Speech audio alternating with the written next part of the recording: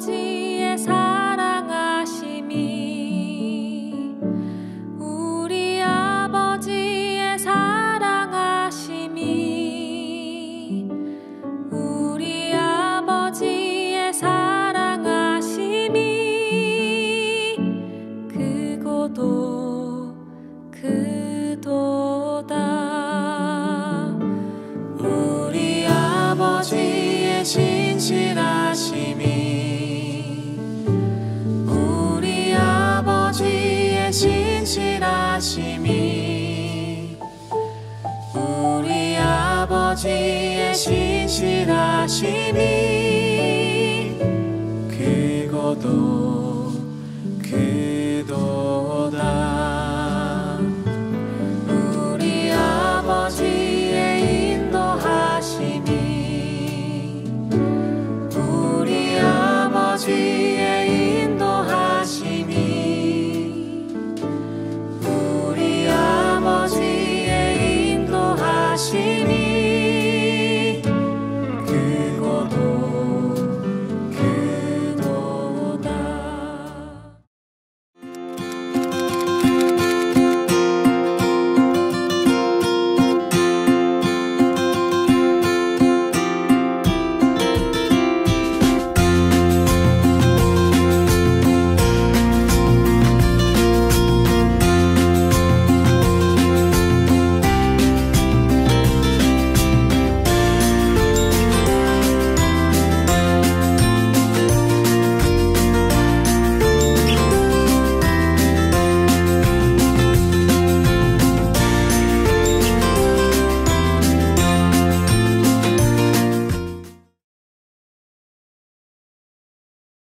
반갑습니다. 하늘그림교회 성도 여러분, 오늘도 저희 예배를 찬양으로 시작하기 원합니다.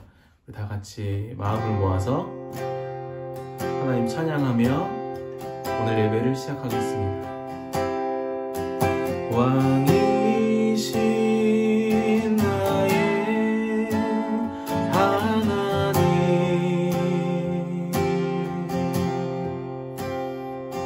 내가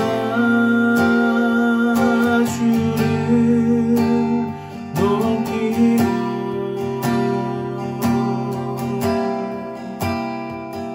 영원히 주의 이름을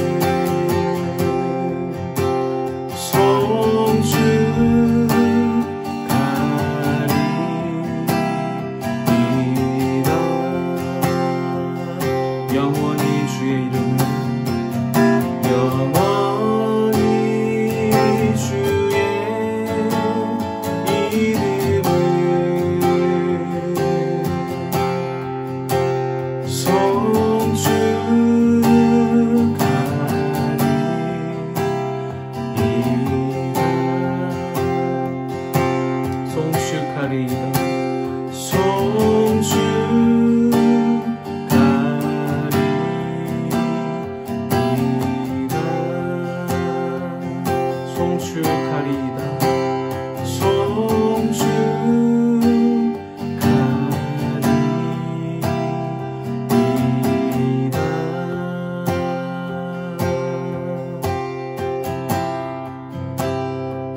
사랑으로 다스리시는 우리 왕 되신 하나님을 찬양합니다. 내가 주인 삼은 모든 것 내려놓고 내 주 대신 주 앞에 나가 내가 사랑했던 모든 것 내려놓고 주님만 사랑해. 내가 주인 삼은 모든 것 내려놓고 내 주 대신 주 앞에 나가 내가 사랑했던 모든 것 내려놓고 주님만 사랑해. 주 사랑 거친 풍랑에도 깊은 바다처럼 나를 잠잠케 해. 주 사랑 내 영혼의 반석 그 사랑 위에 서리. 내가 주인 삼은 모든 것 내려놓고 내 주 대신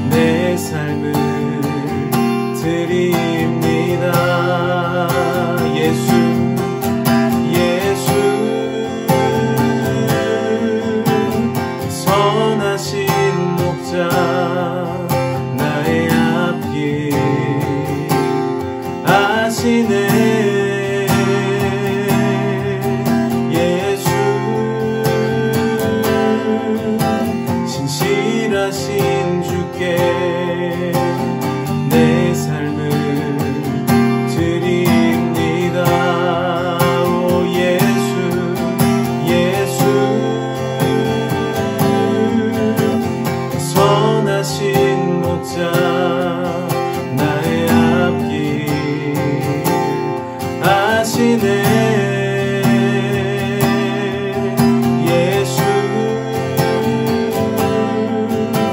신실하신 주께 내 삶을 드립니다. 예수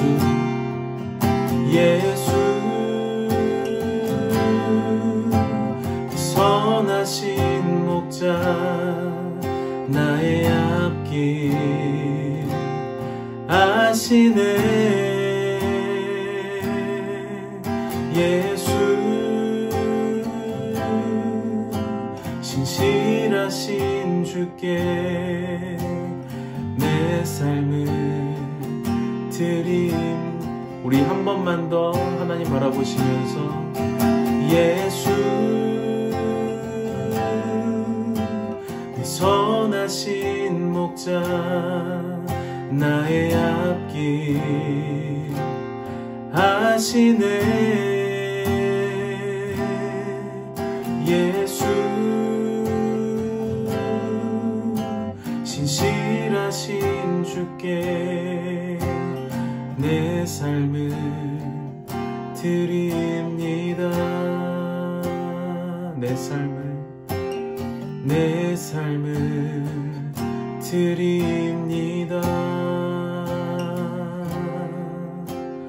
내 삶을 드립니다.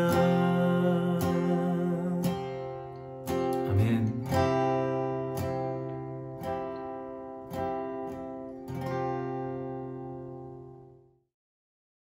평강의 하나님이 모든 선한 일에 너희를 온전케 하사 자기의 뜻을 행하게 하시고 그 앞에 즐거운 것을 예수 그리스도로 말미암아 우리 속에 이루시기를 원하노라. 하나님 감사합니다. 여전히 우리에게 호흡을 주시고 변함없이 말씀이 들려지는 자리를 빼앗지 않으시는 자비와 은혜를 찬양합니다. 우리의 영혼을 그리스도께 깊이 박힌 못과 같이 견고하게 하여 주시고 모든 책망 속에 담긴 아버지의 깊은 사랑을 깨달아 지치지 않고 힘을 얻게 하여 주시옵소서.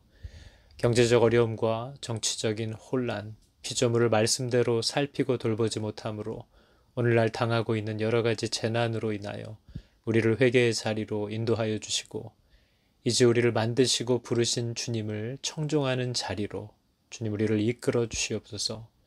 두려워하는 심령에 새 힘을 허락하여 주시고 교만한 자들의 심령을 꺾으시며 회개하는 심령들을 주님 구원하여 주시옵소서.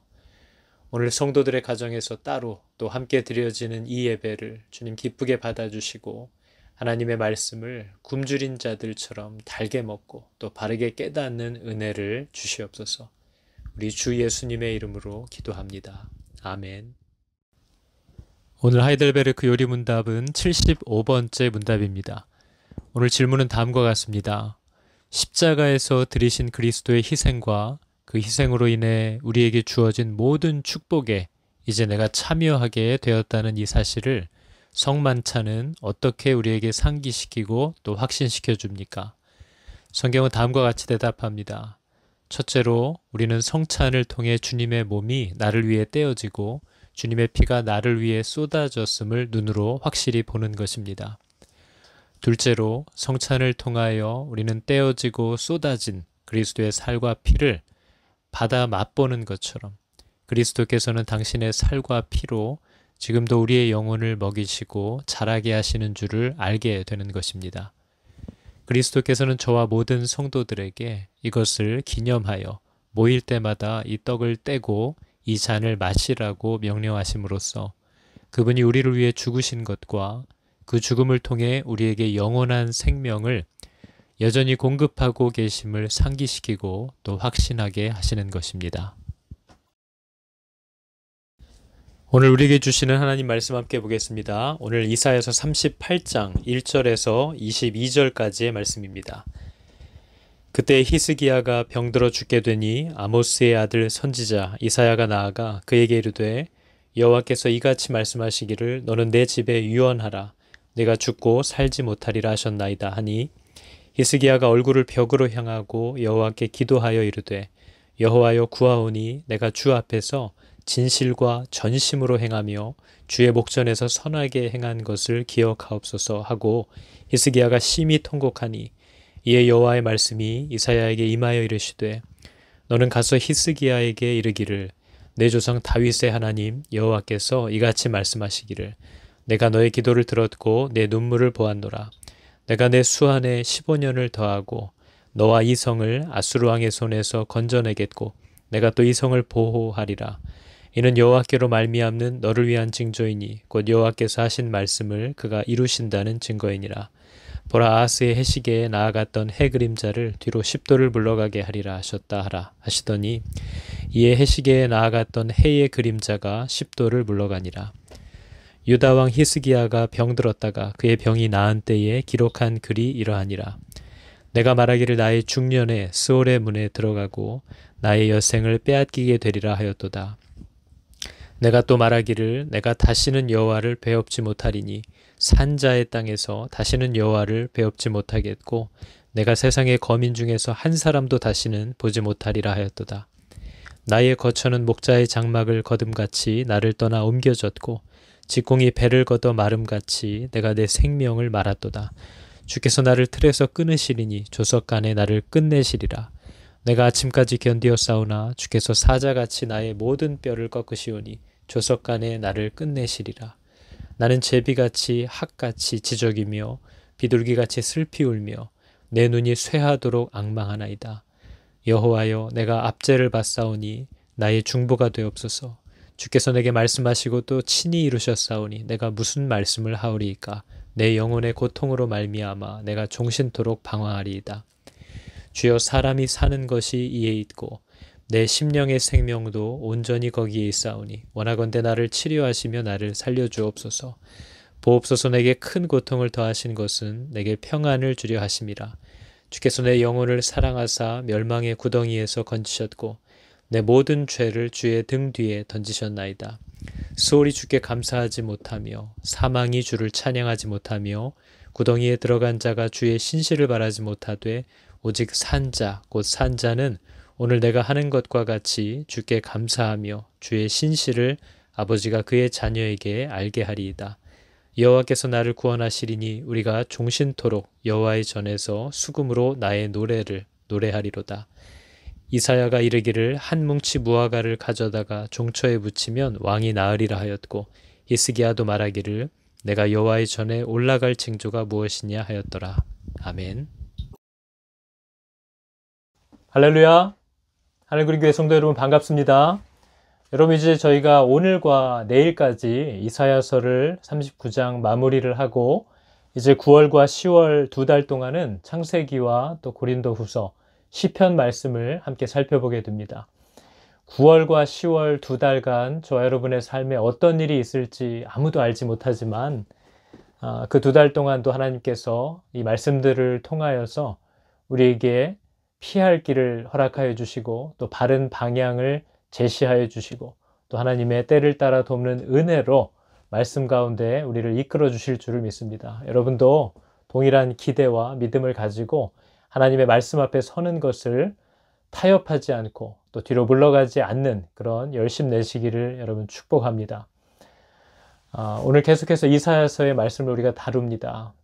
제가 지난번에 읽었던 말씀 중에 이재철 목사님이 스위스에 계실 때에 영국 교회들이 모여서 컨퍼런스를 하는 자리가 있었는데 자기들이 지난 2세기 동안에 했던 선교 사역들, 선교 역사들을 돌아보면서 자신들이 무엇을 실수했는가 하는 것에 대해 이야기하고 또 회개하는 시간을 갖는 그런 컨퍼런스였던 것 같습니다. 그때 이 목사님이 되게 인상 깊게 기억하는 회개의 기도 제목 가운데 하나가 그들이 지난 2세기 동안 너무나 자질이 없는 부족한 선교사들을 지나치게 많이 파송했던 것을 회개하더라는 것입니다. 준비되지 못한 선교사들의 단순히 열정과 헌신만을 보고 그들을 파송했다가 그들로 인해서 오히려 하나님이 왜곡되고 그리스도가 변질되고 또 오히려 사람들로 하여금 십자가의 도, 그 사랑에서 오히려 멀어지게 만드는 원인을 제공하였다는 것에 대해서 그들이 이야기를 하면서 회개했다는 것이죠. 그러면서 일례로 한국에도 많은 선교사들이 왔었는데, 물론 너무나 귀한 분들이지만 그 가운데는 준비가 되지 못해서 오히려 복음의 장애가 된다고 이야기할 수 있었던 사람들도 없지 않아 있었다는 것입니다. 예를 들어 한 선교사는 자기 집에 들어와서 과일을 훔쳐먹었던 한 아이의 이마를 뜨겁게 달군 인두로 찢어서 도적이라고 화인을 찍은 일들이 있었습니다. 또 자기가 섬기러 온 조선 사람들을 마치 종처럼 부려서 그들의 어깨에 가마를 지우고 그 가마를 타고 신방을 다녔던 선교사도 있었다는 기록이 있는 거죠. 사진도 마찬가지고요. 여러분, 이처럼 우리가 열정 또 능력이라는 것 때문에 제대로 준비되지 못한, 충분히 훈련되지 못한 사람들을 세상에 내보내는 것, 그것을 그들이 회개했던 모습을 보면서 너무나 인상 깊었고 또 우리들의 모습을 돌아보게 되었다 하는 그런 내용이었던 것 같습니다. 여러분, 한번 저희도 생각해 볼 때 저와 여러분은 이제 이만큼 교회 생활을 했다고 자부하는 사람들이 되었는데, 그렇다면 저와 여러분은 지금은 이제 어느 나라 또 어느 지역 어떤 사람들에게 보내도 하나님이 어떤 분이신지, 그리스도가 누구인지를 삶으로 또 말씀으로 잘 전하고 드러낼 수 있는, 어디든 파송할 수 있는 그런 사람이 되었는가 하는 질문을 받으면 여러분은 어떤 대답을 할 수 있을 것 같으십니까? 그리고 우리 오늘날 교회들은 과연 이처럼 세상의 빛으로 소금으로 내보낼 수 있을 만한 준비된 사람들을, 그리스도의 사람들을 얼마만큼 길러내고 있는가, 또 길러냈는가, 또 길러내기 위하여 모든 것을 투자하려고 하는가 질문할 때 정말 많은 생각을 하게 됩니다. 저와 여러분은 우리의 자녀들을 어디에 파송해도 부끄럽지 않은 사람들로 키우려고 하고 있는가? 여러분, 여전히 교회 안에는 말씀을 읽지 않는 것이 습관이 되어버린 성도들, 직분자들이 넘쳐납니다. 그리고 오래 신앙생활을 했지만 어쩌다 한 구절을 읽더라도 그 말씀이 무엇을 우리에게 말하려고 하는 것인지를 제대로 해석할 줄 모르는 사람들이 너무나도 많다는 거죠. 제가 목사이기 때문에 교회에서 종종 사람들을 소개를 받습니다.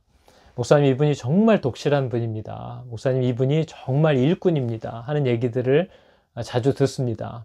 그런데 같이 신앙생활을 하다 보면 예수를 믿는 것이 무엇인지도 아직 제대로 이해하지 못하고 있는 사람이라는 사실을 발견하게 되는 일이 너무나도 많습니다. 우리는 지금 여전히 주일에 교회에 한 번씩 오는 걸로 그 사람이 얼마나 믿음의 용사고 또 그리스도의 일꾼이라고 포장하고 또 자랑하고 살아가는지 모릅니다. 정말 복음이 말하는 그리스도의 사람이 무엇인지를 우리들조차도 제대로 이해하지 못하고 있다는 사실입니다. 우리가 여러분 이런 시대를 지금 살아가고 있는 거죠. 여러분, 우리가 살고 있는 지금 이 시대는 이 선지서들이 얘기하는 정말 하나님의 회초리가 눈앞에 닥친 그때의 상황보다 더하면 더했지 결코 덜하지 않다는 사실입니다. 여러분, 선지자들은 그의 부르심의 특성상 좋을 때 나타나는 사람들이 아닙니다. 하나님의 사람들이 약속에서 떠나버렸을 때에 나타났던 사람, 하나님이 부르셔서 쟤네들 정신 차리라고 해라 이렇게 시켰기 때문에 나타날 수밖에 없었던 사람, 그 사람들이 선지자들입니다. 그래서 여러분, 선지서들은, 선지자들의 출현은 그 특성상 이미 무언가 잘못됐다는 뜻입니다.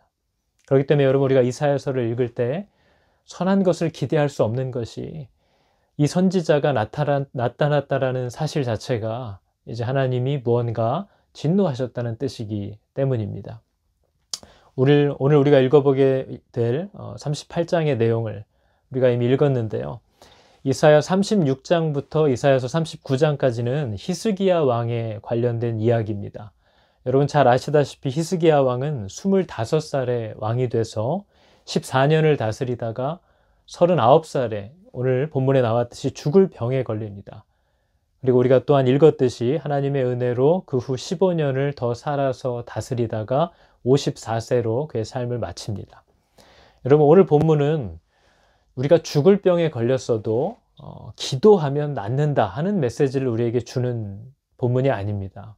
우리 앞에 어떤 장벽이 우리를 가로막을지라도 기도하면 다 뚫고 나갈 수 있다. 이런 말을 하는 본문이 전혀 아니라는 겁니다. 여러분, 기도하면 낫는다라는 오늘 우리가 읽은 본문 안의 내용은 눈에 들어오는데 왜 히스기야 같은 의인에게 이런 재앙들이 계속 밀려오는가 하는 것은 왜 눈에 잘 안 들어올까요? 우리는 오늘날 성경이 우리에게 뭘 말하려고 하는지를 잘 듣지 못합니다. 우리가 보고 싶고 듣고 싶은 것을 보고 들으려는 욕심에 사로잡혀서 하나님의 마음을 헤아리지 못하는 세대가 되었다는 것이죠. 그리고 잘 모르더라도 별로 알고 싶어 하지를 않습니다. 여러분, 오늘 말씀은 히스기야의 일생에 대해서 그의 삶의 잠깐 어떤 부분을 보여주는데요. 히스기야가 어떤 사람인가 하는 것은 오늘 이사야서만이 아니라 열왕기하 18장에도 잘 드러나 있습니다. 여러분, 열왕기 18장을 보면 히스기야가 어떤 사람이냐 다음과 같이 설명하고 있어요. 그는 조상 다윗의 모든 행위와 같이 여호와께서 보시기에 정직하게 행한 왕이다 라는 평가가 되어 있습니다. 그리고 또 두 번째를 보니까 그는 우상을 찢고 깨뜨리고 부쉈던 왕이다 이렇게 되어 있죠. 또 마지막 5절에 보니까 유다의 여러 왕 중에 여호와를 이렇게 의지한 사람은 없었다 라고까지 기록된 왕입니다. 여러분, 이렇게 살기도 쉽지 않죠. 우리가 예수를 믿으면서. 그런데 여러분, 우리가 주목해야 될 내용 중에 하나는 이렇게 믿음 좋은 왕이 이렇게 하나님 앞에 전심과 정말 진심으로 대했던 이 왕에게 어떤 일들이 계속해서 닥치는가 하는 겁니다. 여러분, 지금 아수르라는 강대국의 위협이 여전히 그들 앞에 있어서 이거 언제 나라가 정말 풍전등화처럼 꺼져버릴지 모르는 두려움이 코앞에까지 와 있는데 오늘 우리가 읽은 본문 1절을 보니까 그때의 히스기야가 병들어 죽게 되었다 이렇게 얘기하고 있다는 거죠. 여러분, 지금 해결해야 될 큰 일이 내 앞에 와 있는데 아니 건강을 주셔도 지금 이 일을 할 수 있을까 말까 하는 두려움이 나를 엄습하고 있는데 병들어서 죽게 되었다는 겁니다. 자식들을 잘 키워보려고 이제 좀 안정시키려고 모기지를 껴서 집까지 사뒀는데 갑자기 내가 병이 들어버리면 내 자식과 아내는 어쩌라는 겁니까? 아수르의 위협 앞에서 지금 하나님을 의지하면서 이 난관을 이겨보려고 애를 쓰고 하나님의 뜻과 하나님의 말씀대로 그것을 해보려고 정말 믿음으로 애쓰고 있는데 그때에 히스기야가 병이 들어서 죽게 되었다는 겁니다. 여러분, 이것만 해도 굉장히 서운하죠. 그럼 이제 유일한 소망은 하나님뿐일 텐데 히스기야가 하나님께 사람을 보내서 묻기도 전에 오늘 본문은 하나님이 먼저 이사야를 보내서 쐐기를 박아버리셨다는 겁니다. 하나 남아있는 문까지도 즉시 닫아버리셨다는 거죠. 오늘 보면 1절이 뭐라고 얘기하죠? 너는 네 집에 유언하라. 네가 죽고 살지 못하리라. 이제 히스기야가 바라볼 수 있는 유일한 출구, 하나님을 바라보는 것도 묻기도 전에 하나님이 먼저 사람을 보내서 문을 닫아버리셨다는 겁니다. 너 죽을 거야. 너 필요한 것들을 유언해라. 네가 살지 못할 것이다 하는 말씀을 오늘 하셨다는 거죠. 근데 여러분, 아이러니하게도 복음이 무엇이냐라고 물으면 복음은 내가 할 수 없는 것이구나 라는 사실을 받아들이게 되는 것이 복음입니다. 내가 사는 게 아니구나. 내가 할 수 없는 것이구나. 이것을 받아들이게 되는 것이 복음인 거죠. 또 다시 말해서 너는 할 수 없어. 너는 못한다. 너 혼자 할 수 있는 게 아니야 라는 사실을 하나님이 우리에게 가르쳐 주시는 것이 은혜라고 성경은 얘기합니다. 하나님은 우리에게 그것을 가르쳐 주고 싶어 하시는 겁니다. 우리 홀로 살 수 없고 나 혼자 할 수 없다라는 사실을 가르쳐 주시는 거죠. 그러나 우리가 이것을 알지 못하면 우리는 평생 주님을 발견하지 못하고 우리의 인생을 다 허비합니다. 모든 문이 다 닫히고 모든 힘이 다 끊어져야만 우리는 진짜 문을 찾고 진짜 힘을 발견하게 되는 은혜로 이끌림을 받을 수 있다는 거죠. 만약 우리 앞에 하나라도 우리가 희망을 갖고 의지하려고 하는 문이 열려 있으면 우리는 아마 영원히 하나님을 찾지 않을 것이고 저 남아있는 문으로 내가 들어가고야 말겠다는 헛된 소망을 우리 평생에 품고 인생을 아마 허비하게 될 것입니다. 여러분, 실제로 물에 빠진 사람들을 건지는 방법을 보면 그 수칙 가운데 그 사람이 심하게 허우적될 때는 가까이 다가가면 안 됩니다. 그 사람이 지금 사리를 분별하지 못하는 위급한 상황이기 때문에 자칫 잘못 다가갔다가는 함께 죽을 수 있기 때문이죠. 그래서 물에 빠진 사람은 그 근처에 가서 그 사람이 힘이 완전히 빠질 때까지, 의식을 잃을 때까지 기다렸다가 끌고 나와야만 합니다. 여러분도 이민 생활을 하면서 많이 경험해 보셨겠지만 갓 이민 온 사람들을 처음부터 섣불리 너무 도와주려고 했다가는 나중에 오해를 면치 못하는 어려움을 당하게 됩니다. 왜냐하면 그 사람은 지금 다양한 지식과 경험이 없기 때문에 우리가 주는 도움을 늘 선의로만 받아들이지 못하는 상황이라는 거죠. 그래서 그들이 온갖 고생을 다 한 후에, 자기 힘으로 이것저것을 다 해본 후에 힘이 쭉 빠지고 코가 쭉 빠졌을 때 그때 다가가서 도와주면 은인이 되는 거죠. 여러분, 이처럼 좋은 의도를 갖고 다가가도 그 사람이 자신의 힘을 빼지 못하고 자신의 방법으로 발버둥을 칠 때는 그 누구의 도움도 도움으로 여겨지지 않습니다. 그래서 복음은 하나님이 우리 안에 아무런 소망이 없다라는 것을 깨닫게 하시는 것으로 시작되는 것을 우리는 알아야 됩니다. 우리가 오늘 읽은 본문 17절을 보니까 이렇게 얘기합니다.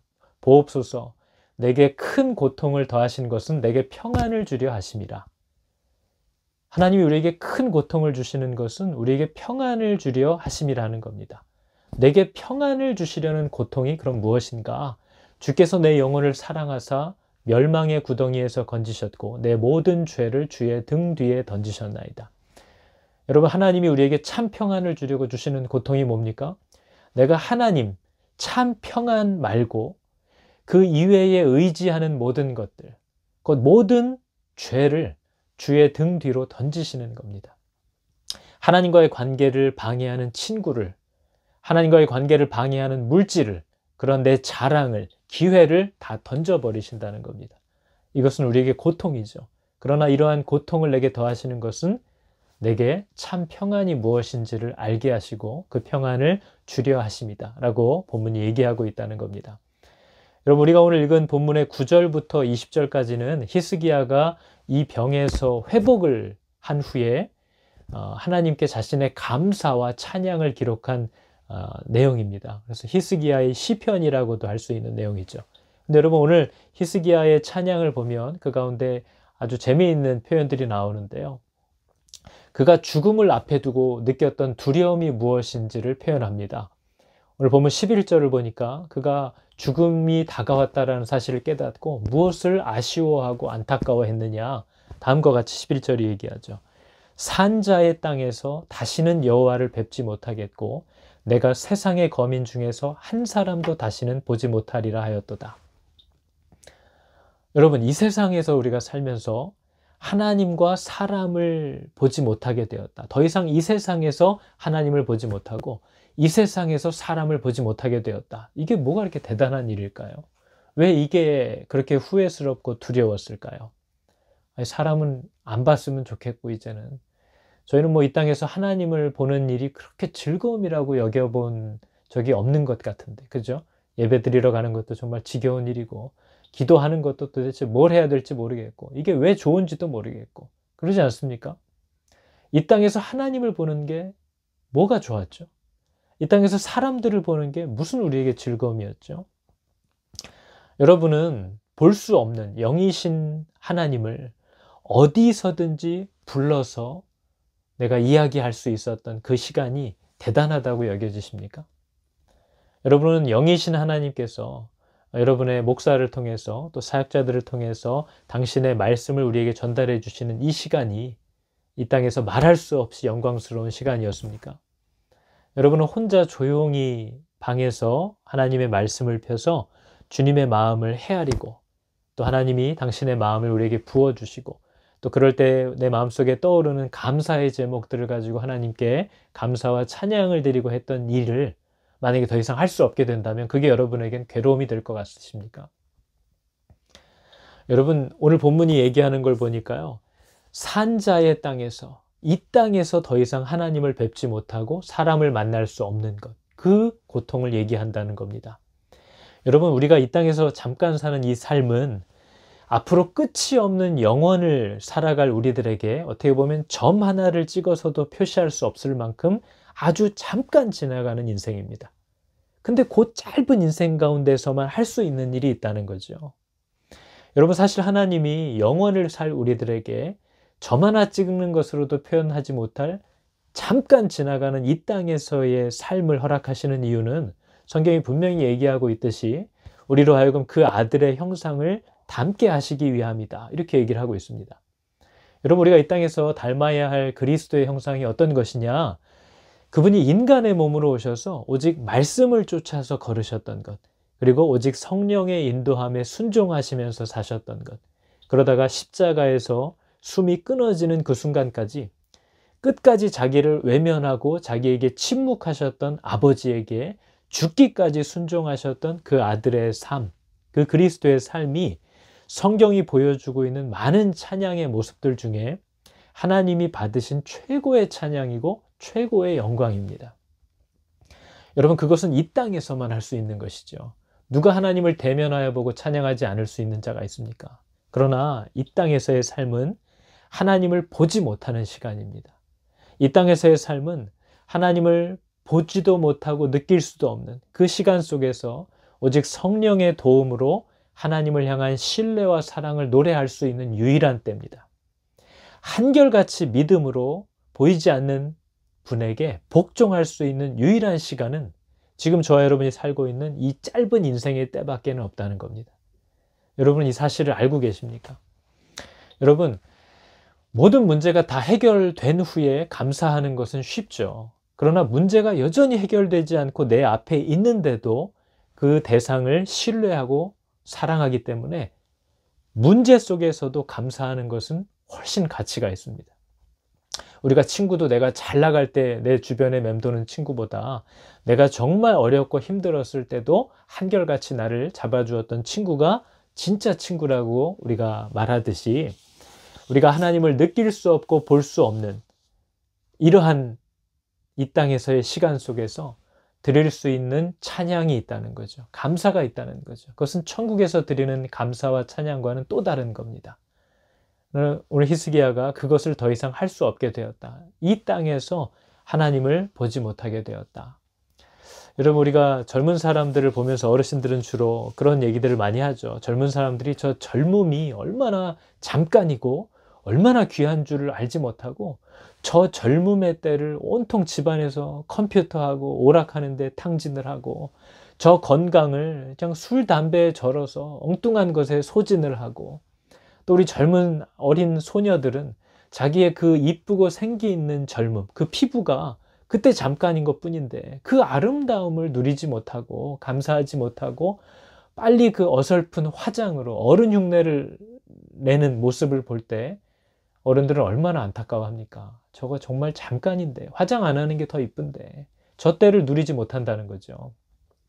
마찬가지로 여러분, 저와 여러분이 정말 지겨워하면서 지긋지긋해하면서 살고 있는 이 땅에서의 7, 80년의 짧은 인생은 하늘의 천군 천사들이, 또 우리의 모든 믿음의 선배들이 야, 정말 내가 저때로 돌아갈 수 있으면 정말 저 하나님을 느낄 수 없고 볼 수 없는 때에 오직 믿음으로 하나님을 향한 신뢰로 내가 최고의 찬양과 감사를 하나님께 돌려드릴 수 있었을 텐데 하고 부러워하는 그러한 때라는 것이죠. 여러분, 이러한 찬양은 이 짧은 이 땅에서의 삶, 이 생존 세계의 시간 외에는 그 어디서도 드릴 수 없는 복된 시간이라는 겁니다. 그런데 그 시간을 헛되이 소비하고 있는 저와 여러분의 모습을 보면서 우리 믿음의 선배들은 얼마나 아쉬워하겠느냐 하는 것이죠. 여러분, 죽음이라는 것이 뭐죠? 종말이 뭡니까? 믿지 않는 자들에게는 끔찍한 일이고 만나고 싶지 않은 일이지만 저와 여러분처럼 그리스도를 알게 된 사람들에게 있어서 죽음이라는 것은, 종말이라는 것은 내가 그동안 보지 못했지만 내 최고의 신뢰와 찬양과 감사를 표현하고 싶었던 분, 또 표현해 오던 분, 내가 가장 사랑하고 존경하고 기다려왔던 그 분을 만나는 날이라는 사실을 여러분은 믿으십니까? 만일 우리가 그것을 믿는다면 죽음이라는 것은, 종말이라는 것은 너무나 기쁜 날인 거죠. 너무나 기다릴 수 있는 날인 거죠. 그런데 여러분, 우리는 왜 이 죽음의 때에 그리스도를 만날 것이라고 말로는 고백하면서도 어떻게 하면 하나님을 가장 늦게 만날 수 있을지를 연구하고 고민하는 것일까요? 그리고 왜 우리는 하나님을 90년, 100년 동안 안 만나고 이 땅에서 살아가고 있는 자들을 만나면 부러워하고 있는 걸까요? 저와 여러분이 만일 예수를 믿는다면 그러면서도 하나님을 늦게 만나기를 바라는 이유가 만일 있다면 그것은 한 가지밖에 없어야 합니다. 이 땅에서 살 때만 하나님께 드릴 수 있는 최고의 감사와 찬양과 신뢰가 있다는 거죠. 이 땅에서만 하나님께 드릴 수 있는 찬양이 있습니다. 보이지 않을 때에, 알지 못할 때, 알 수 없을 때에 하나님을 향한 신뢰와 사랑을, 그 찬양을 드릴 수 있는 때는 이 땅의 시간밖에는 없다는 거죠. 여러분, 우리가 그것을 말로는 고백하면서도 그러한 삶을 살지 않고 매일 허송세월을 하고 물질도 헛되게 소비하고 온통 시기, 질투, 불만에 쌓여서 이 땅을 살아가면서도 우리는 왜 이렇게 더 살려고 하는 것일까요? 이 땅에서 드릴 수 있는 그 찬양의 매력을 느끼지도 못하면서 왜 더 살려고만 할까 하는 거죠. 그것은 성경이 말하고 있는 우리 인생의 의미와 목적을 모르기 때문입니다. 우리가 이 땅에서 왜 살고 어떤 즐거움을 누리면서 살 수 있는지를 모르기 때문에 그렇게 살지 않으면서도 죽는 것을 막연히 두려워하는 믿음 없는 불신자와 똑같은 인생을 우리가 살고 있다는 거죠. 여러분, 오늘 18절의 말씀을 보면 히스기야가 이렇게 표현합니다. 3번 반복하는 것과 똑같은데요. 스올이 주께 감사하지 못하며 사망이 주를 찬양하지 못하며 구덩이에 들어간 자가 주의 신실을 바라지 못하되. 같은 말입니다. 스올, 사망, 구덩이에 들어간 자. 무슨 말이죠? 죽으면이라는 뜻이에요. 죽으면 감사도 할 수 없고 찬양도 할 수 없고 하나님을 신뢰한다는 표현도 할 수 없다. 죽으면 그런 것을 할 수 없죠. 그러면서 여러분 19절에 뭐라고 얘기합니까? 그러나 오직 산 자, 곧 산 자는 오늘 내가 지금 이렇게 하고 있는 것과 같이 주께 감사하며 그 주님의 신실함을 아버지가 그의 자녀에게 알게 할 수도 있다. 이 얘기를 하는 겁니다. 여러분, 이 땅에서 살아있을 때만 할 수 있는 유일하면서도 최고의 일이 있습니다. 저 여러분이 짧게 살아가는 이 땅에서의 인생 가운데에서만 할 수 있는 일이 있다는 거죠. 첫 번째는 하나님께 감사할 수 있다는 겁니다.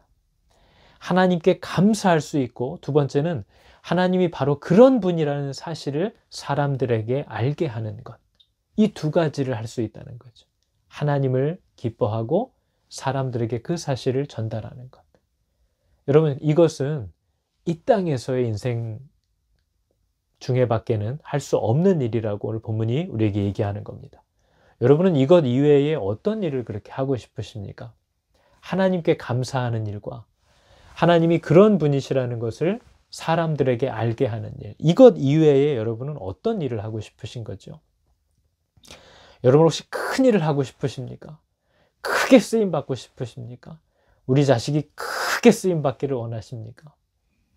여러분, 일전에 유기성 목사님이 자기가 젊었을 때에 은사에 대한 마음이 너무나 많고 또 욕심이 나서 하나님 저도 은사를 주세요, 이런 기도를 되게 많이 했다는 이야기를 한 적이 있습니다. 그런데 하루는 하나님께서 분명한 음성으로 이런 마음을 주셨는데 그 후로는 더 이상 욕심으로 구하려는 마음은 다 내려놓아졌다는 거죠. 뭐라고 얘기하셨냐면요, 기도하면서 하나님 내게도 은사를 주세요, 큰 능력을 주세요 기도하는데 하나님이 그런 질문을 하시더라는 겁니다. 더 힘들어도 되겠니? 하는 얘기를 하시더라는 거죠. 너 더 힘들어도 되겠냐? 그때 깨달았다는 겁니다. 은사는, 능력은 더 많은 책임을 요구한다라는 거죠. 그래서 그때 이후로는 욕심으로 구하는 것들은 더 이상 내려놓아졌다는 겁니다. 물론 필요하다면 구해야죠. 그러나 나아 보이고 더 잘나 보이고 더 높아지기 위해서, 자랑하기 위해서, 드러나고 싶어서 구하는 은사는 그가 뭘 구하는지를 잘 알지 못하고 구하는 것과 같다, 얘기하는 겁니다. 여러분, 우리가 이 땅을 살아가면서 하나님께 감사하는 일이 작은 일입니까? 여러분, 저와 여러분이 이 땅에서 살아가면서 내가 만난 하나님을 사람들에게 알게 하는 일이 작은 일입니까? 여러분, 이것은 온 우주가 사모하는 대업입니다. 그 어디서도 할 수 없는, 여러분 천국에 가면 더 이상 우리가 하나님을 알게 해야 될 사람은 존재하지 않습니다. 모두가 하나님을 알고 있기 때문이죠. 그러나 그 귀한 일을, 생명과 영혼을 부르고 살리는 이 일을 할 수 있는 시간은 오직 우리가 살아있는 이 땅에서밖에 없다는 겁니다. 그래서 여러분, 우리가 하는 일의 큰 일은 우리가 무엇을 얼마만큼 하고 있는가가 대단함의 기준이 아니라 우리가 누구를 위하여 하고 있느냐가 대단함의 요건이라는 겁니다. 아니, 무슨 일을 얼마나 많이 하는 게 무슨 소용입니까? 그게 누구를 위하여 하느냐가 중요하죠. 그래서 여러분, 이사야가 오늘 21절에 또 이렇게 얘기를 합니다.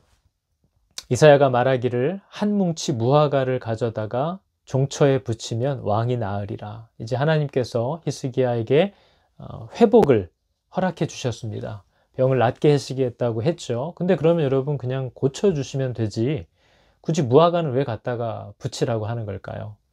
여러분, 오늘 이 본문의 21절의 말씀은 하나님이 하시는 일과 우리가 해야 할 일이 어떤 것인지 그 관계를 잘 보여줍니다. 여러분, 엄밀히 말해서 히스기야는 지금 앓고 있는 이 병이 생명을 잃을 뻔한 병입니다. 오늘날로 치면 피부암과도 같은 거죠. 어떤 병인지는 나와 있지 않기 때문에 알지 못하지만 생명을 빼앗길 수 있었던 그 병이 무화과 열매를 으깨서 바른다고 나을 수 있는 게 아니라는 거죠. 너무나 당연하지 않습니까? 무화과 열매를 사용하는 것은 오늘날로 치면 민간요법과 같습니다. 이스라엘에서도 무화과를 으깨서 환부에 바르면 종기가 빨리 골마서 터질 수 있도록 한다라는 이야기도 있고, 또 어떤 사람들은 그게 오히려 옛날에 우리나라에서 툭 하면 된장 갖다 바르듯이 오히려 상처를 덧나게 할 수도 있다라는 말도 있습니다. 그러나 아무튼 중요한 건 무화과 나무 열매를 으깨서 바르는 것을 통해서는 이런 심각한 병을 낫게 할 수 없다라는 것은 누구나 다 아는 얘기죠. 그러나 오늘 본문이 얘기하는 무화과 반죽은 사람이 할 수 있는 최선을 말하는 겁니다. 하나님이 낫게 하겠다라고 약속하신 것이 이루어질 때까지 우리는 넋놓고 있는 것이 아니라 우리가 할 수 있는 최선을 다해야 한다는 것을 우리에게 가르치고 있는 것이죠. 여러분, 우리가 비록 밤을 새워서 무화과 열매를 가져다가 반죽을 했을지라도 내 정성이 어마어마하게 밤새 들어갔다 하여도 무화과 반죽을 가지고는 생명을 위협하는 질병을 고칠 수 없습니다. 저와 여러분의 어떠한 노력과 헌신과 희생을 통해서도 사람을 변화시키고 영혼을 구원하고 생명을 살리는 일은 결코 우리의 열심과 헌신으로 할 수 있는 일이 아니라는 거죠. 사람이 변화되는 것, 죽을 병에서 치료함을 받는 것은 하나님이 치료하셨기 때문이고 하나님이 구원하셨기 때문이지 무화과 반죽 때문이 아니고 우리의 기도나 우리의 노력 때문이 아니라는 겁니다. 우리는 이것을 분명히 알아야 되죠. 그러나 내가 밤새워 하나님이 하실 일을 믿고 무화과 열매를 가져다가 반죽을 했던 것은 하나님이 약속대로 하실 것이다 라는 그 약속을 신뢰하는 내 믿음의 반응일 뿐입니다. 우리는 자녀들을 말씀대로 키우기 위해서, 또 우리의 가정을 하나님의 교회로 세워가기 위해서, 또 우리 자신들을 그분의 몸이 되게 하기 위해서 나는 힘을 다해서 무화과 열매를 따다가 반죽을 합니다. 그러나 자녀를 하나님의 사람으로, 가정을 교회들로, 나를 그리스도의 온전한 몸으로 세워가는 일은 오직 그리스도께서만, 그분의 영만이 할 수 있는 일이라는 거죠. 그러나 우리는 그 약속을 믿고 내가 할 수 있는 최선을 다하는 겁니다. 그게 우리의 마땅한 믿음의 반응인 것이죠. 그럴 때 하나님은 우리의 그 능력 없고 터무니없는 그 보잘것없는 무화과 반죽을 환부에 얹어서 죽을 병도 살리게 하시는 일을 하나님이 행하신다 하는 것을 우리에게 가르쳐 줍니다. 그래서 여러분, 성도는 예수를 믿는다고 해서 하나님이 다 하실 것이다, 감 떨어지기만을 감나무 밑에서 입을 벌리고 기다리는 자들이 아닙니다. 하나님의 약속을 신뢰하기 때문에 하나님이 그 일을 이루실 때까지 내가 할 수 있는 일을 찾아 최선을 다하는 것이 성도의 마땅한 자세라고 우리는 알 수 있는 거죠.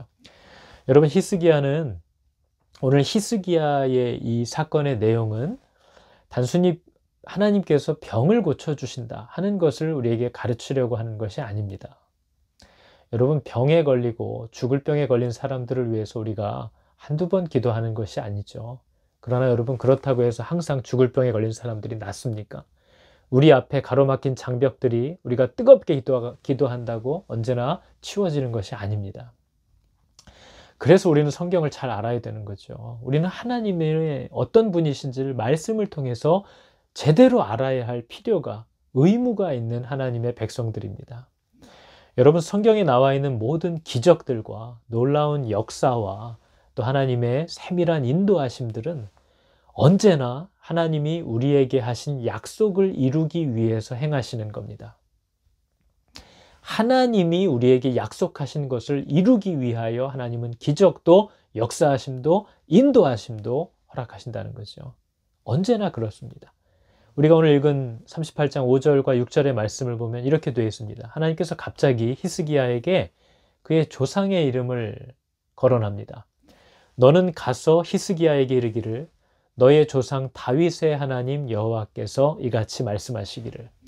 여러분, 왜 갑자기 조상 다윗의 하나님 여호와라고 얘기를 할까요? 여러분, 이 표현은 언제나 하나님이 다윗과 맺은 언약을 생각나게 하는 표현입니다. 하나님은 다윗에게 분명히 너의 후손을 통해서 그리스도가 오실 것이라는 것을 약속했습니다. 그죠? 근데 아직 그리스도가 오시지 않았거든요. 이 그리스도가 오실 때까지 하나님은 다윗의 후손들을 지켜주시겠다는 약속을 했습니다. 그것은 하나님의 계획이기도 하죠. 우리에게 메시아를, 그리스도를 보내시기 위하여 다윗을 택하셨는데 그의 후손을 통하여 올 것이기 때문에 내가 너의 후손들을 지킬 거야. 그렇게 해서 나의 약속을 보존할 거야 하는 하나님의 계획이 있는 겁니다. 그렇기 때문에 하나님이 일하시는 거죠. 그러면서 이렇게 얘기합니다. 너는 가서 히스기야에게 이르기를 너의 조상 다윗의 하나님 여호와 내가 다윗과 맺은 약속대로 이렇게 행할 거다. 뭐라고 했다는 거죠? 너의 수한에 15년을 더하고 너와 이 성을 아수르 왕의 손에서 건져내겠고 또 이 성을 보호하리라. 내가 약속한 대로 다윗의 후손 가운데 그리스도가 올 때까지 내가 너의 후손들과 이 성을 붙들어 줄 거다. 지켜줄 거다 하는 하나님의 약속을 성취하시기 위한 하나님의 은혜였다는 거죠. 그러니까 여러분, 우리가 예수를 믿는다는 것은 이제 예수와 관계만 잘 맺어놓으면 내가 원하는 거 뭐든지 쪼르면 다 될 수 있어 라는 말을 하는 게 아닙니다.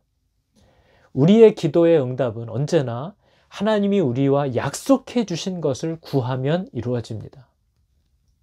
하나님이 나와 이렇게 해주시겠다고 약속하신 것을 우리가 구하면 그것은 반드시 이루어집니다. 그러나 하나님이 약속하지도 않으셨고 하지 말라고 경고하시는 것들을 구할 때 그것은 어떤 헌신과 노력과 희생을 한다 해도, 자식을 제물로 바치는 희생을 한다 해도 이루어지지 않을 거라는 거죠. 오늘 3절의 말씀을 보면 히스기야는 하나님이 어떤 분이신지를 잘 알기 때문에 이런 내용을 가지고 어필하는 거죠. 내가 주 앞에서 진실과 전심으로 행하며 주의 목전에서 선하게 행한 것을 기억하옵소서. 그게 히스기야가 구한 내용의 전부입니다. 하나님, 내가 실수가 참 많지만 내가 하나님 앞에서 언제나 진실하게 행하려고 했고 무언가를 행할 때는 전심으로 했습니다. 그리고 나는 주님의 눈앞에서 늘 하나님이 보실 때 선하다고 하신 것을 행하려고 했던 것, 그것을 기억해 주십시오. 여러분, 오늘날 누가 이렇게 기도할 수 있을까요? 하나님, 나는 정말 일부러 하나님 앞에 죄 지려고 한 적 없지 않습니까? 나는 언제나 진실되게 했고 전심으로 했고 하나님 앞에 선하게 행하려고 했던 것을 기억해 주십시오. 그게 자신의 진심이기 때문에 히스기야는 오늘 자기의 마음을 감찰해 달라고 담대히 요청하는 겁니다. 하나님, 내가 주님의 길로 잘 행했죠. 주님의 약속 가운데 있었죠. 그건 꼭 기억해 주세요. 어떻게 처분하든지 하나님의 뜻이지만 내가 정말 하나님의 약속 가운데 살려고 했다라는 것을 기억해 주십시오. 그 한 가지를 호소하더라는 거죠. 여러분, 이런 삶 살 수 있기를 축복합니다. 이러한 삶은 얼마나 담대할까요?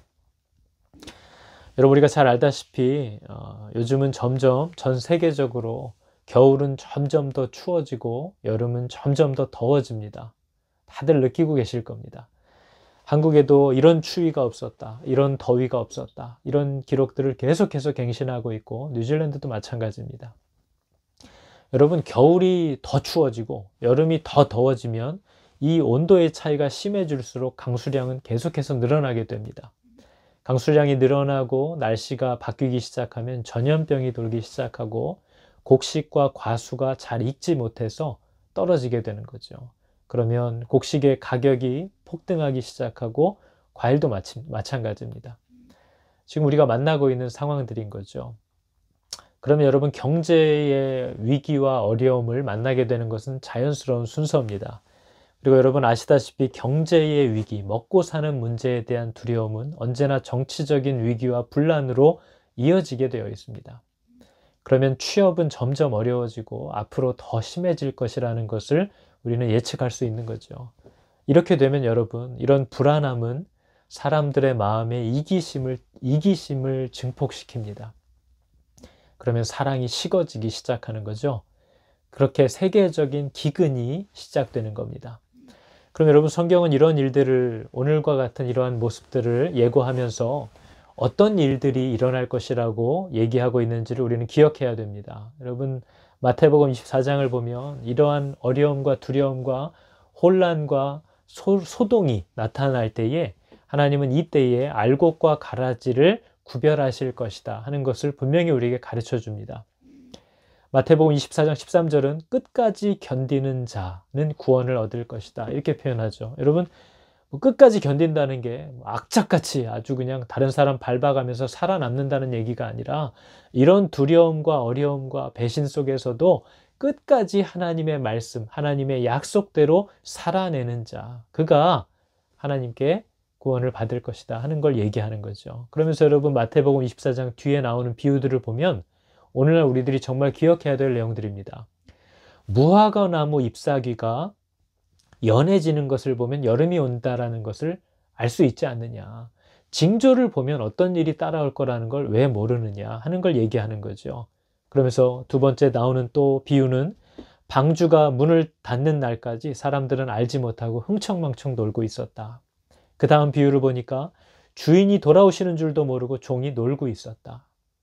그 다음 비유는 열처녀가 기름을 준비하지 않고 있다가 반이 들어가지 못했다. 그 다음 비유는 달란트를 나눠주신 대로 주인이 갑자기 돌아와서 결산을 하자고 하셨다. 그러면서 여러분 어떻게 마무리를 합니까? 이제 인자가 오시면 너희들을 양과 염소로 구분하실 것이다. 이것을 마태복음이 얘기합니다. 여러분, 기근이 시작되지만 그것을 깨닫지 못하는 사람들이 참 많습니다. 우리가 오늘날 우리 주변을 보면 말씀을 맡은 사역자들, 목사들의 모습이 얼마나 두려운지 모릅니다. 얼마나 안타깝고 어려운지 모릅니다. 다들 마음이 콩밭에 가 있다는 것을 봅니다. 그러니 당연히 이제 이 말씀을 맡는 사역자로서의 삶을 헌신하는 자들이 충분히 사라졌고 또 꾸준히 사라지고 있다는 사실을 우리는 알 수 있습니다. 여러분, 정말 주위를 둘러보시기 바랍니다. 이미 오래전부터 시작되어 온 일이어서 더 이상 하나님의 말씀을 맡는 양질의 사람들을 찾기가 점점 어려워집니다. 여러분, 우리 청년들도 사역자를 위해서 이제 기도할 때에 단순히 좋은 사역자를 보내주세요, 찾아주세요, 이런 말만 하지 말고 여러분들이 얼마나 사역자들을, 좋은 사역자들을 누리기 위해서 여러분은 교회에 물질로 또 하나님의 말씀을 정말 학생과 같이 공부해가는 자세로 하나님 앞에 나아왔는가 하는 것을 살펴야 됩니다. 그들을 위하여 투자하려고 하지는 않고 그냥 누리려고만 하는 그런 어린아이와 같은 모습이 여전히 우리 교회 가운데 있다는 거죠. 여러분, 지금 락다운 기간을 맞아서 주위를 돌아보면 교회에 모이지 못하니까, 예배 시간에 나올 수 없으니까 도대체 교회 다니는 사람들과 불신자들이 다른 게 뭐가 있는지 도무지 구별점을 찾을 수 없는 그런 삶의 모습을 봅니다. 주일날 교회 나오는 것으로 예수 믿는다고 얘기했는데 이제 주일날 교회 안 오니까 교회 안 오는 사람들과 뭐가 다른죠? 우리의 삶은? 여러분, 뭐가 그렇게 크게 다르죠? 그럼 여러분, 우리는 교회가 아니었던 거죠. 지금 여러분, 이사야서는 하나님은 우리들에게, 그렇게 살고 있는 백성들에게 너는 네 집에 가서 유언해라. 이제 죽고 살지 못하리라 선언하셨다는 겁니다. 나는 도대체 뭘 하고 사는 사람인가? 하나님은 왜 우리를 지켜주셔야 하는가? 여러분, 이러한 말씀들을 들을 때 우리는 또 어떤 반응을 보일까요? 우리는 또 카톡으로 이런 얘기들을 나누는 겁니까? 이제 마음이 통하는 사람들과 야, 이거 문제다 하는 이야기 차 마시면서 하는 것으로 우리의 신앙을 증거하는 걸까요?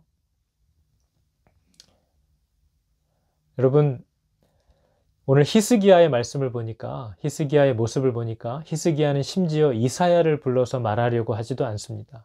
히스기야는 얼굴을 벽으로 향하고 직접 하나님께 통곡하기 시작합니다.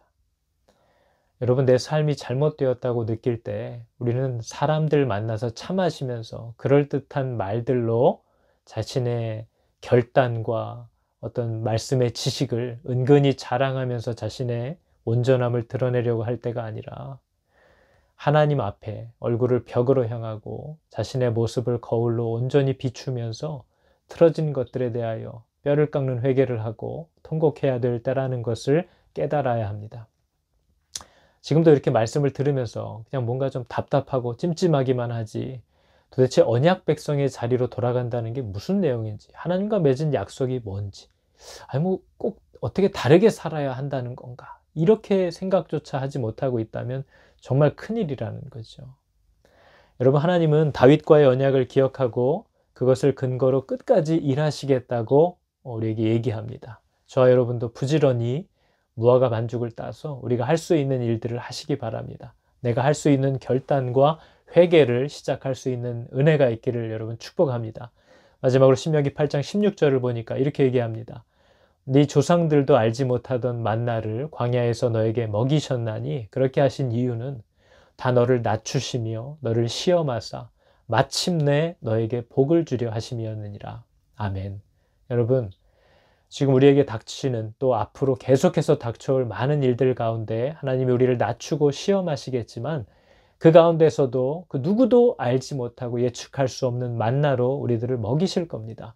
그러나 그런 고난의 시간, 그 시간을 보내게 하시는 이유는 하나님은 마침내 우리에게 복을 주려 하시기 위함이다 라고 성경은 분명히 얘기합니다.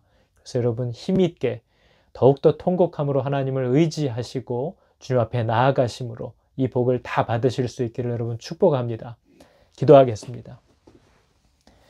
하나님, 감사합니다. 저는 생명이 붙어있는 이 찰나의 인생이 이렇게나 귀한 때인 줄을 알지 못했습니다. 하늘로부터 임하시는 영이 우리의 마음을 열어주사 보지 못하는 바 하나님을 사랑하게 하시고 그의 인도함을 따라 살기를 즐거워하며 그에게 죽기까지 순종하는 것으로 만족을 누리는 피조물들 되게 하시는 것을 감사드립니다. 보지 못할 때에 하나님을 신뢰하고 또 하나님을 찬양하며 감사할 수 있는 유일한 이 땅에서의 시간이 천사들도 부러워하는 최고의 찬양을 올려드릴 수 있는 그런 복된 시간이었음을 하나님 우리가 알지 못했습니다. 불안과 두려움에 사로잡혀서 하나님의 약속을 신뢰하지 못하고 온갖 불평과 원망과 죽이는 말들만을 뱉으며 세월을 허송하는 저희를 불쌍히 여겨주시옵소서.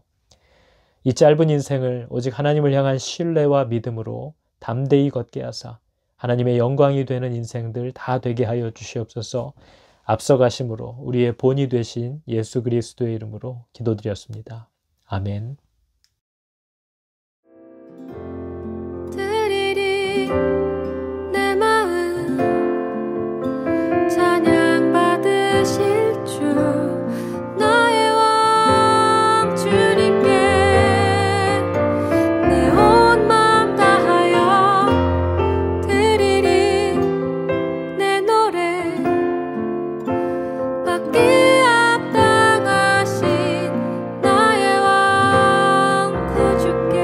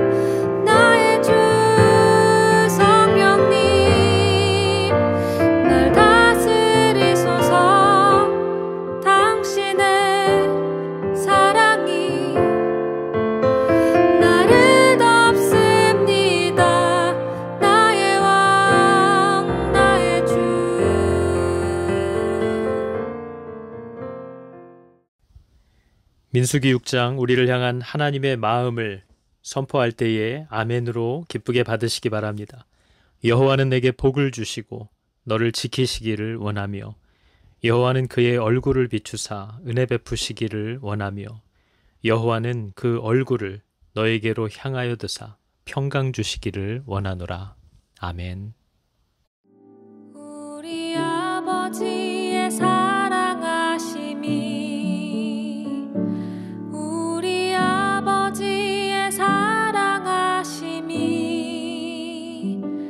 우리 아버지의 사랑하심이 크고도 크도다.